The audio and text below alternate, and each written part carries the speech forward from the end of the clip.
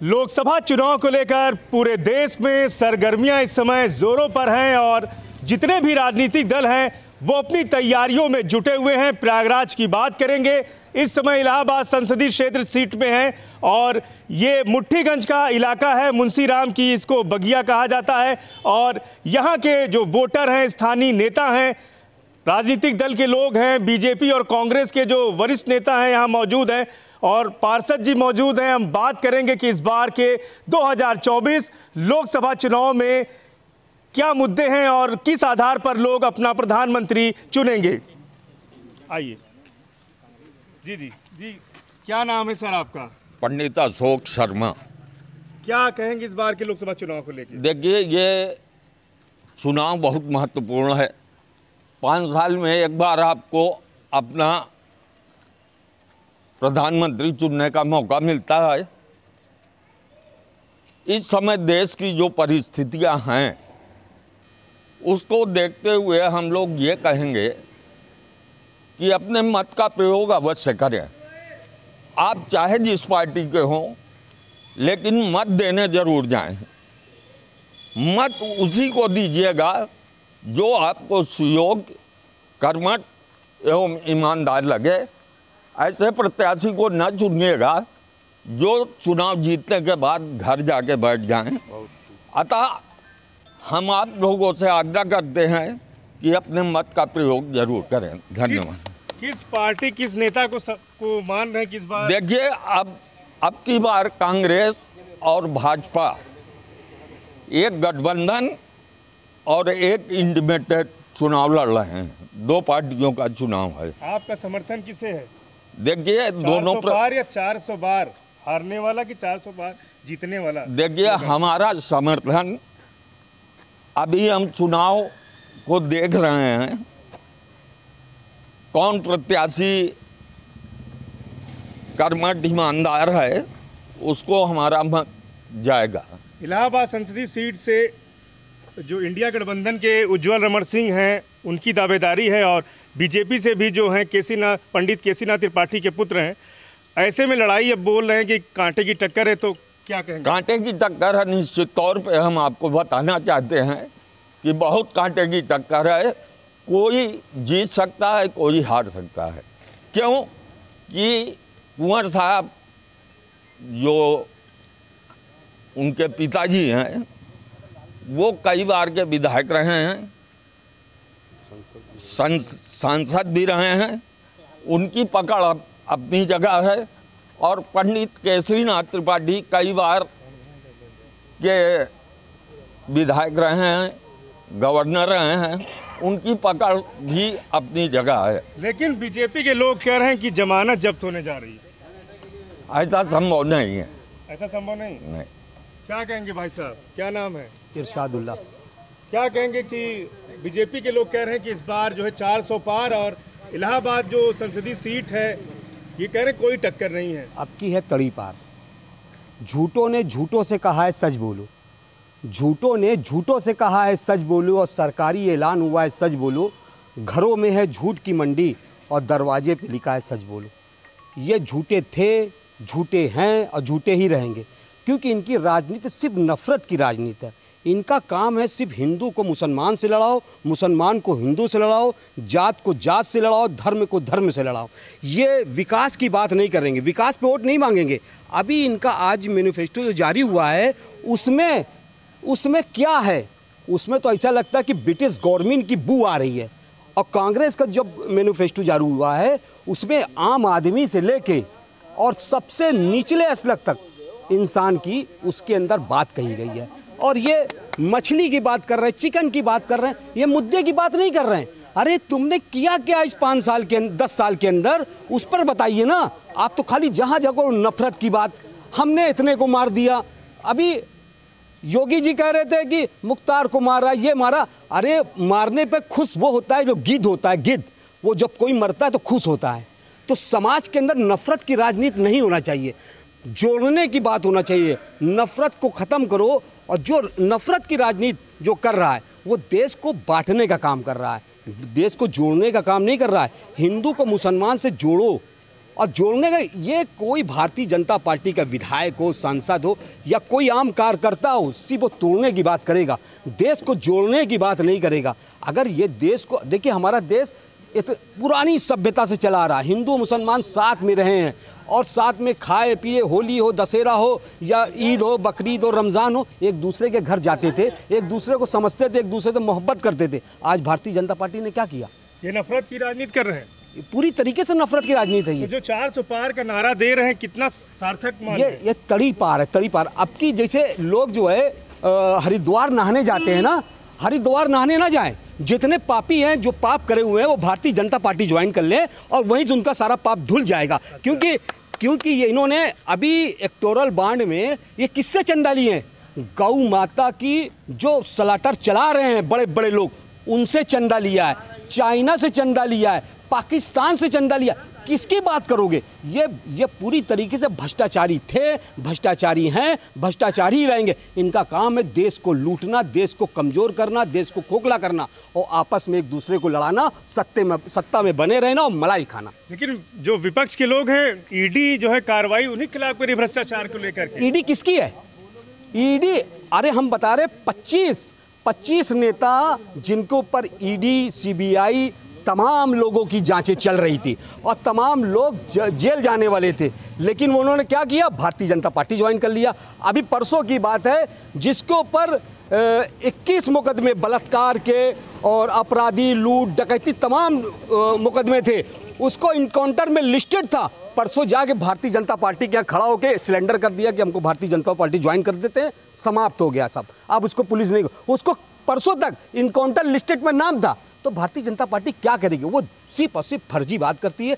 न खाता न बही, जो मोदी कहे वही सही, न आता न जाता, चुनाव निशान छाता, वही भारतीय जनता पार्टी का काम है। तो सही। क्या कहेंगे भाई साहब, क्या नाम है? इनके पास भैया कोई मुद्दा नहीं, हम लोग 400 पार जा रहे हैं। प्रधानमंत्री मोदी जी के अच्छे कार्यों से जनता इनको पसंद कर रही है। इनके पास कोई लीडर नहीं है, केवल बात ही बात है इनके पास। हम लोग 400 पार जाएंगे और हमने जो वादे किए, 370 हटाया, राम मंदिर बनाया, सभी को कार्य किया। इनके पास भैया कि मंदिर तो सुप्रीम कोर्ट ने बनाया, सुप्रीम कोर्ट ने बनाया है, तो किसके कार्य क्षेत्र में बना हुआ है? अभी तक सुप्रीम कोर्ट क्यों नहीं बनवा पा रहा था? कांग्रेस के राज में केवल लटकाने वाला काम होता है और यहाँ पे काम करने वाला होता है। कि नफरत की राजनीति आप लोग कर रहे हैं, बीजेपी के लोग। नहीं, नफरत की राजनीति इन्हीं राहुल गांधी जो है मोहब्बत ये की तो राजनीति। पप्पू हैं, इनको अभी पप्पू बने रहने दीजिए और उसी में अच्छे रहेंगे। क्या प्रधानमंत्री का चेहरा मानते हैं कि विपक्ष के पास नहीं है? अभी ये क्या नाम से 10 साल इंतजार करें, अभी पप्पू को बड़ा होने दीजिए। कोई नहीं है। अभी पप्पू छोटा ही रहेगा। टक्कर में 400 पार का नारा कितना सार्थक आप लोग करेंगे? विपक्ष तो कह रहा है कि 400 बार हराने का काम इस बार करेंगे। अरे वो खास तो तौर से इंडिया गठबंधन अभी इनके पास जब निर्णय आएगा तो ये मशीन पे केवल ठापरा फोड़ेंगे कि मशीन ने सेट था, मशीन ये था, बस मशीन ये था। अभी तो खराब होने वाली फिर से। अब फिर इनकी मशीन का अभी ये मशीन पे ही सारा ठीकरा फोड़ेंगे और कहेंगे कि मशीन खराब है, और तो निर्णय आने के बाद ही पता चलेगा हम 400 पार हैं कि ये कितने पार हैं। कांग्रेस ने भी कहा था, कांग्रेस ने कि 70 साल में जो हमने किया है वो 10 साल में मोदी सिर्फ अपना ढिंडोरा पीट रहे हैं। 56 इंच का सीना है ना, वो जहाँ जाता है बता देता है 56 इंच में क्या है। बड़े बड़े देश थर्रा रहे हैं, भारतवर्ष इतनी तरक्की कर चुका है और 400 पार हम निश्चित ही जाएंगे। इनके पास कोई मुद्दा नहीं है। बिल्कुल सही। क्या भाई साहब, क्या नाम है? भैया मैं कुछ नहीं जानता, मेरा नाम धनी राम केसरवानी है। क्या मुझको हर हर मोदी मेरे रोम रोम में बसा है। इसलिए मोदी क्यों? भाई वो देश का काम कर रहा है, मुझे देश में क्या चाहिए आप बताइए। मुझे स्वतंत्र घूमना है, मेरे बच्चों को स्वतंत्र घूमना है, मेरे घर की बहू बेटी को स्वतंत्र घूमना है। सरकार आने से क्या फायदा मिला आपको? सरकार आने से मुझे स्वच्छ भारत और स्वतंत्र भारत मिला है, बस यही मैं जानता हूँ। भय मुक्त समाज, यही मुझे चाहिए और कोई सरकार मेरा पेट नहीं भरेगी। मैं कमाऊंगा, खाऊंगा। बिल्कुल सही। स्वतंत्र घूम रहा हूँ। जी भाई साहब, क्या कहेंगे, क्या नाम, परिचय दीजिए। जय, मैं मट्टीगंज से पार्षद सतीश केसरवानी। क्या कहेंगे? अभी कांग्रेस के लोगों ने भी दावा किया, कांग्रेस नेता थे, इन्होंने कहा कि सिर्फ भ्रष्टाचार करने वाली ये बीजेपी टीम है और इसमें कोई नेता आता है तो वो सदाचारी हो जाता है। नहीं, भ्रष्टाचार तो कांग्रेस के भी समय में हुआ है और अभी तो मोदी की सरकार है और लगातार जो है 10 वर्षों से मोदी की सरकार चल रही है। मोदी ने जो है जो वर्क किया है, जो समाज के लिए किया है, हाँ ये मानते हैं कि जो महंगाई बढ़ी है, लेकिन कुछ ऐसे वर्ग किए हैं जो कई सौ सालों तक जो है किया नहीं गया है और वो आने वाले समय में भी होगा। और कहने का मतलब ये है कि जो है थोड़ी से महंगाई पे रोक लगनी चाहिए। बाकी जो है जो भ्रष्टाचार की बात आपने, भ्रष्टाचार आपने कहा, भ्रष्टाचार तो जो है कांग्रेस में कुछ ज़्यादा थे। कह रहे हैं कि जो है मोदी जी नॉनवेज की बात करते हैं, कह रहे हैं कि राहुल गांधी जो है नॉनवेज परोसते हैं, बस यही इनके पास मुद्दा है, बाकी जनता इन्हें नकार रही है। देखिए अभी जो तेजस्वी यादव ने नॉनवेज के जो वीडियो डाला था, उससे जो पूरे भारत में नवरात्रि का जो है, जो हम लोगों का हिंदुओं का पर्व है, इस पर जो है एक मन में ठेस पहुंचता है कि जो हिंदू होते हुए भी जो है एक मीट और मांस का जो है सेवन करते हुए दिखाया गया। वो उससे जो है ये लगता है कि जो कहीं ना कहीं जो है वो मुसलमानों को जो है वोट लेने का जो है वो अपने तरफ जो है खींचने का वो मतलब एक जरिया बनाए हुए। 3 तलाक पे मोदी जी ने नियम बनाया, कानून बनाया, तब भी आप कह रहे हैं कि मुसलमानों का वोट कांग्रेस लेना चाह रही है, ऐसा क्यों? नहीं, 3 तलाक जो इन्होंने किया है, मोदी ने किया है, वो महिलाओं के लिए, जो मुस्लिम महिलाओं उनके मतलब हक के लिए है और उनके पक्ष के लिए है। और बहुत से ऐसी मुस्लिम महिलाएं हमारे वार्ड में हैं जो वो आज भी ये कहती हैं कि भैया वो बहुत अच्छा जो निर्णय है मोदी जी का, और मैं उस निर्णय का स्वागत करता हूँ। धन्यवाद। जी, क्या कहेंगे भाई साहब? आप इन्हें से बात कर लिए। क्या कहेंगे, आइए बोलिए। क्या नाम आपका? सुशील चंद जी। क्या कहेंगे कि किसको लग रहा है आपका कि इस बार हवा क्या है? हवा तो इस समय जो है दोनों पार्टियों मजबूत है। अब ये कोई नहीं कह सकता कि कौन आगे है कौन पीछे है, एक दोनों टक्कर पे हैं। आपको क्या लग रहा है प्रयागराज में? भाई कह तो रहे हैं ना भाई, दोनों मजबूत हैं, क्योंकि ज्योतिर्मय रमन सिंह का लड़का जो खड़ा हुआ है, उनका जो प्रभाव है ज्योतिर्मय रमन सिंह का, और पंडित किशन त्रिपाठी के लड़के हैं कि पंडित किशन त्रिपाठी तो है नहीं इस समय। फिलहाल दोनों का टक्कर है, ये आप समझ, दोनों का टक्कर है। कोई कहाँ नहीं जा रहा, कौन आगे जाए कौन पीछे जाएगा। प्रत्याशी दोनों दमदार? हाँ, दमदार हैं, दोनों दमदार हैं। तो मान रहे हैं कि 400 पार का जो नारा है, अब ये तो हम नहीं बता पाएंगे, मोदी जी बता पाएंगे कि 400 पार होगा कि 400 से डाउन होंगे, ये तो मोदी जी बता पाएंगे, क्योंकि उन्हीं का ये गेम है। 400 पार भाई हम तो नहीं बता पाएंगे। महंगाई का मुद्दा गायब है, राष्ट्रवाद की बात हो रही है, अयोध्या मंदिर की बात हो रही है, महंगाई का मुद्दा किनारे क्यों कर दिया गया? महंगाई तो इस समय भयंकर है, रोज बेरोजगार होते चले जा रहे हैं, रोज लोग मरते चले जा रहे हैं, भूखों मरते चले जा रहे हैं, लोग फांसी लगा रहे हैं। महंगाई पे कोई ध्यान नहीं दे रहा, पर मंदिर बन जाए, मस्जिद बन जाए, मंदिर बन, बस यही भी इनका ध्यान अटका हुआ है। महंगाई पे ध्यान नहीं दे रहा, कौन आदमी मर रहा है, कौन जिंदा है। महंगाई तो इतनी भयंकर है, कोई लिमिट नहीं। जब से ऑनलाइन शॉप चालू हुआ है तब से सारे रोजगार चौपट हो गए हैं, आप समझिए। क्या कहें, क्या नाम है? पहले तो मेरा नाम नमित जायसवाल है। कह रहे हैं कि महंगाई बहुत ज़्यादा है, युवा बेरोजगार है, सड़कों पे प्रदर्शन कोई साबित करके दिखाए कि महंगाई है। 9 साल पहले महंगाई नहीं थी, 9 साल पहले गरीबी थी, 5 लोग कमाते थे, 5 परिवार में एक साइकिल हुआ करती थी। और आज की डेट में 5 लोगों के घर में 5 से 6 मोबाइल है, 5 बाइक है, 1 कार है। कहाँ है महंगाई? लेकिन तेल और जो भी और सामग्री है, राशन है, सिलेंडर है, राशन सिर्फ मिल रहा है फ्री में, सिलेंडर, राशन और तेल क्या महंगा नहीं लग रहा है? तो क्या भैया हाथ पैर पे जंग लग गया क्या? कमाइए, खरीदिए। 500-700 रुपये था ना 9 साल पहले, अभी 800-900 रुपये है ना। लाइन लगाना पड़ता था, 4 घंटे नहीं मिल रहा है। घर पे शादी पड़ जाए बहन बेटी की तो उससे मांगो 1400 रुपये। उस समय भी ब्लैक भी बिकता था। 2014 में जब 400 का सिलेंडर था तो बीजेपी के लोग ही प्रदर्शन करते थे, क्या कहेंगे? पहली बात आप ये साबित नहीं कर सकते कि 2014 में 400 रुपए का था। क्यों भाई? 400 का था ही नहीं। 2014 में सिलेंडर का रेट 400 था, प्रदर्शन करते थे बीजेपी के लोग। भाई आपको 400 रेट था, लेकिन मिलेगा ही नहीं। ट्रक तो 400 पे प्रदर्शन हो रहा था, आज 900, 1000 रुपए है। तो महंगाई का मुद्दा भैया 900 रुपए में एक फोन करो, वो भी फ्री में 900 रुपए में घर पहुंचता है।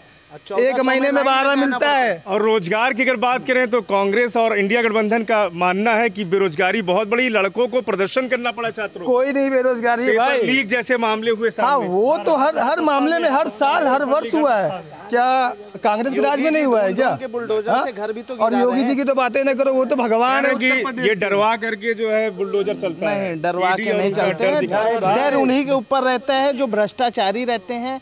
अतीक जैसे माफिया चले गए, कोई आज सत्ता में कोई गुंडा मवाली नहीं है। आदमी इज्जत से बढ़िया घूम रहा है, टहल रहा है, कोई धन उगाही नहीं कर रहा है, बढ़िया चल रहा है, सब कुछ बढ़िया चल रहा है, आगे भी चलता रहेगा। 400 पार उत्तर प्रदेश में गुंडाई खत्म हो गई है। कह रहे माफियाओं का सफाया हुआ है। और क्या माफिया के सफाया तो चलो ठीक है, वो मानते हैं, जो गलत करेगा उसको सजा मिलेगी। लेकिन आप कानून, आप बुलडोजर चला रहे हो, ये किस संविधान में लिखा हुआ है? किसी मकान, लोगों का घर तोड़ रहा है, किस संविधान में लिखा हुआ है? किसका तोड़ा है? ये कह रहे हैं लोगों का घर तोड़ा। भैया सही, बिल्कुल सही बात है, ये कह रहे हैं, ये गलत है। लेकिन जब घर तोड़ा गया ना, जो वो बंदा जिसका घर तोड़ा गया उसने 50 का घर उजाड़ा है, कितने को अनाथ किया है।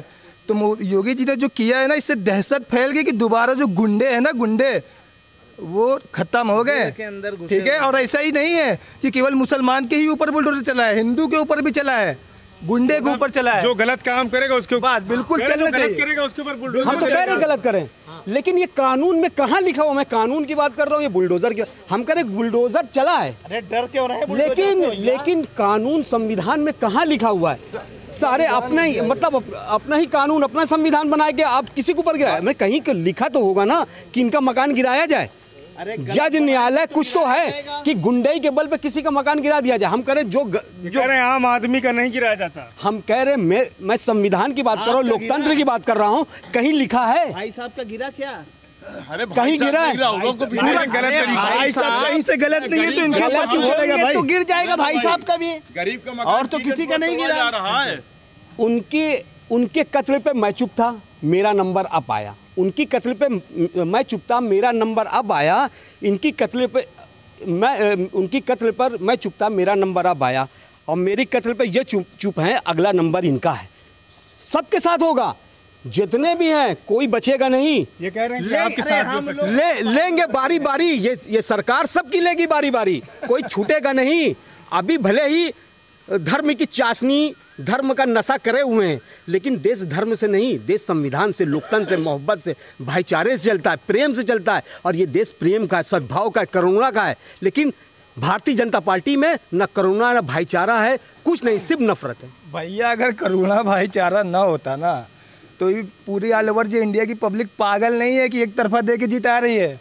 ये भाई साहब नफरत की बात कर रहे हैं। हमको तो लगता है मोदी योगी से जैसा और उसके जैसा कोई ना कभी था ना कभी है। हम तो बस यही बताएंगे आपके मीडिया के थ्रू, आपके माध्यम से, कि अब भी टाइम है, सुधर जाओ, सुधर जाओ। और नहीं अच्छा ये बताइए, 400 पार का नारा, अगर इस बार 400 पार आता है तो फिर क्या मानते हैं विपक्ष खत्म? वो तो वैसे भी खत्म है। पप्पू है अभी ये पप्पू हैं, पप्पू रहेंगे। और पप्पू, इनके पास कोई लीडर भी नहीं है, कोई चेहरा ही नहीं है। मोदी से इतना डरे हुए हैं, इतना डरे हुए हैं, ये तो कांग्रेस पार्टी अच्छे से जानती है। कांग्रेस पार्टी के बड़े बड़े नेता चुनाव से पहले ही दल बदल में लग जाते हैं कि ऐसा हो हम भाजपा में चले जाएं, यहाँ मेरी इज्जत बची रहे। हमारी जो है नहीं, इज्जत बचाने के लिए केवल बिहार के जो मुख्यमंत्री थे, पूर्व मुख्यमंत्री नीतीश कुमार, उसके बाद वो बीजेपी में आते हैं तो उनको उनकी वाहवाही होती है। उसके पहले वो रहते हैं तो विरोध। सब अपने फायदे के लिए आते हैं, जिसको बचना है, हाँ, सब फायदे के लिए आते हैं।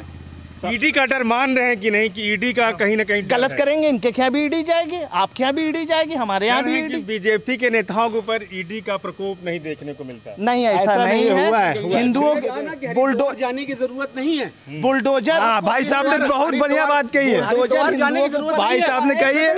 हाँ, भारतीय जनता पार्टी पे जाओ और वॉशिंग मशीन, ऐसी वॉशिंग मशीन है कि जितने बेईमानी करे हो, जितना भ्रष्टाचार करे हो, वो पाप की जो वॉशिंग मशीन, उसमें जाइए, डुबकी लगाइए, वॉशिंग मशीन से धुल के आइए, और उन्हीं को उप मुख्यमंत्री बनाते हैं जो भ्रष्टाचारी थे, और उन्हीं को राज्यसभा भेजते हैं जो भ्रष्टाचारी थे। लेकिन उसके बावजूद जनता लाइक क्यों नहीं कर रही है आप लोगों को? जनता, अरे आपकी जो चुनाव जो हो रहा है, वो भारत के अंदर 1 to 1 चुनाव हो रहा है। जो लोकतंत्र को, संविधान को, और जब और लोग हमें चुप रहो, जब बोल रहे हैं ना तो खामोश रहो। ये देश में पहला ऐसा चुनाव होने जा रहा है जो लोकतंत्र को बचाने के लिए, संविधान को बचाने के लिए, देश को बचाने के लिए और देश में नफरत को मिटाने के लिए, नफरत को खत्म करने के लिए चुनाव होने जा रहा है।